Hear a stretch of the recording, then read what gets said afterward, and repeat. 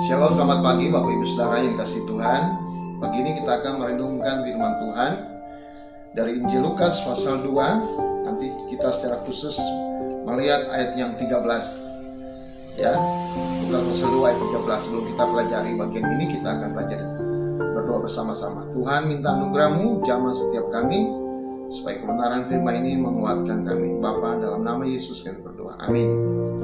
Lukas 2:13 berkata, dan tiba-tiba tampaklah bersama-sama dengan malaikat itu sejumlah besar bala tentara surga yang memuji Allah, katanya. Saya bersyukur karena teman-teman yang lain sudah menyoroti bagian ini, pasal 2 ini, karena ini perikop yang menarik kalau bicara tentang Tuhan Yesus. Tetapi saya melihat frase yang lain, bahwa ini bicara tentang pujian, ya, pujian yang dinaikkan di padang. Ada satu pujian di tengah padang. Nah, kita tahu bahwa Natal itu adalah identik dengan pujian atau lagu atau kegembiraan, karena kita sedang merayakan kelahiran Yesus. Kalau di daerah-daerah Indonesia Timur secara khusus, kita bisa melihat sebelum Natal di bulan November, orang sudah mulai membuat atau merangkai pohon-pohon yang berkaitan dengan Natal. Di ganggang semua sudah ada atribut-atribut yang berkaitan Natal. Bahkan lagu-lagu sudah memperdengarkan lagu-lagu Natal. Sehingga saya ingat ada satu lagu Natal dari Michael Bublé. Dia berkata, "It's begin to look a lot like Christmas." Sudah kelihatan seperti sebuah Natal. Nah, 2000-an tahun lalu sebelum Yesus lahir, bala tentara surga juga memperdengarkan pujian Natal. Nah, kenapa pertanyaannya itu disampaikan di padang belantara? Kita belajar yang pertama, kalau padang belantara itu bukan tempat yang sempit, itu tempat yang luas. Jadi bicara tentang padang belantara, bicara tentang tempat yang luas. Jadi pujian yang disampaikan oleh para malaikat ini tidak dibatasi oleh tembok-tembok bait Allah. Pujian itu tidak dibatasi oleh kota-kota tertentu. Pujian itu tidak dibatasi oleh golongan atau kelompok-kelompok tertentu. Tetapi pujian itu semakin meluas, diperdengarkan di tempat yang luas. Artinya nantinya berita Natal, berita keselamatan, berita tentang kabar baik, Injil keselamatan dari Allah itu diperdengarkan di tempat luas untuk semua orang dan kalangan tertentu. Kita bersyukur pada Tuhan bahwa kita bisa mendengar sampai hari ini dampaknya berita Natal itu. Coba kalau kita berita itu hanya dibatasi di daerah tertentu, misalnya di daerah Palestina, pada suku tertentu, suku Yehuda atau suku bangsa Israel, apa artinya kita di Indonesia yang jauh dari Palestina, Timur Tengah? Kita akan kehilangan berita Natal dan bahkan berdampak kehilangan keselamatan dalam diri kita. Kita tidak dapat keselamatan itu. Tapi bersyukur pada Tuhan karena berita Natal itu diperdengarkan di tempat yang luas. Artinya keselamatan itu untuk semua bangsa-bangsa. Yang kedua, kita belajar juga khusus dari ayat yang 8, kita baca bahwa daerah itu ada gembala-gembala di tengah padang.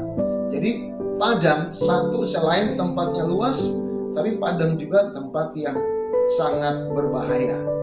Karena disitulah tempat para binatang buas atau binatang liar berkeliaran dengan bebasnya. Tetapi para gembala berkemah di situ, mereka menjadikan tempat itu sebagai rumah. Mereka menjaga kawanan ternak atau domba mereka di padang belantara di waktu malam.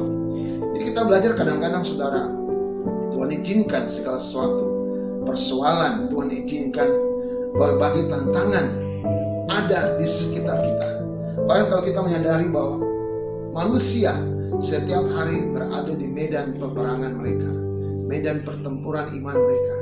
Tapi justru di medan-medan seperti itulah kita diberikan kekuatan dan kemenangan, sehingga kita keluar sebagai pemenang. Kita mau belajar kalau di padang belantara, tempat yang sangat berbahaya, berita keselamatan atau berita nyanyian lagu tentang keselamatan, tentang berita anugerah keselamatan itu diperdengarkan, maka kita yang berada di tengah-tengah persoalan hidup juga bisa mendengar berita keselamatan itu.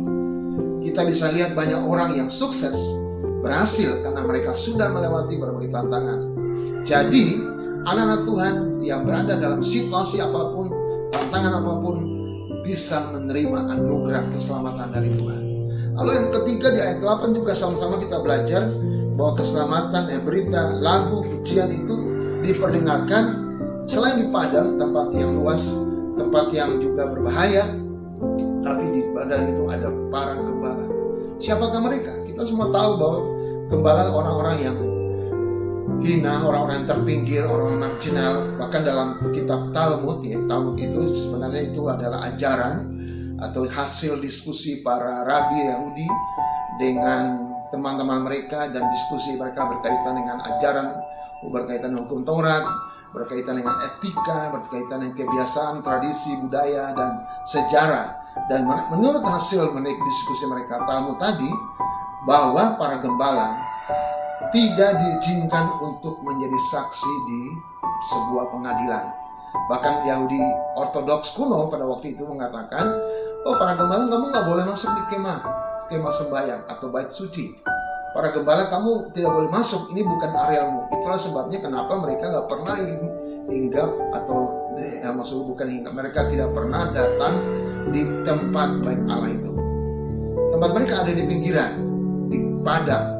Jadi mereka itu orang terpinggir, orang terabaikan. Saudara, saya mau katakan, tapi justru itulah mereka mendapat berita itu. Justru para gembala itu ialah yang mendapat keselamatan atau berita anugerah keselamatan dari Allah. Kita tidak lebihnya dari para gembala. Kita semua orang-orang yang terpinggir. Kita semua orang-orang yang sehina. Tapi Allah justru datang untuk kita.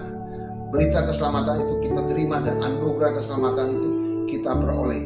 Jadi mari Bapak Ibu Saudara, di pagi hari ini kita mau merenungkan ada 3 hal berita atau lagu pujian di padang terjadi di tempat yang luas untuk semua orang, di situasi yang tertentu untuk berbagai orang yang menghadapinya, dan di orang-orang tertentu. Bagaimana respon kita? Kalau kita menjadi para gembala, seharusnya kita semua mensikapi atau meresponi berita yang disampaikan para malaikat di padang itu dengan bersukacita di Natal kali ini. Di ayat yang terakhir, di frase ayat 20, di frasenya dikatakan sambil memuji dan memuliakan Allah karena segala sesuatu yang telah mereka dengar dan telah mereka lihat. Jadi apa yang kita dengar, apa yang kita sudah alami, mari kita memuji Tuhan karena kita sudah terima anugerah berita Natal dari Tuhan. Biarlah ada lagu di setiap aktivitas, setiap pujian kita, di setiap kegiatan kita, ada lagu dalam hati kita dan menjadi berkat bagi banyak orang. Tuhan memberkati. Amin. Bapak berkatilah firman ini menjadi berkat bagi semua kami yang mendengarnya. Haleluya. Dalam nama Yesus kami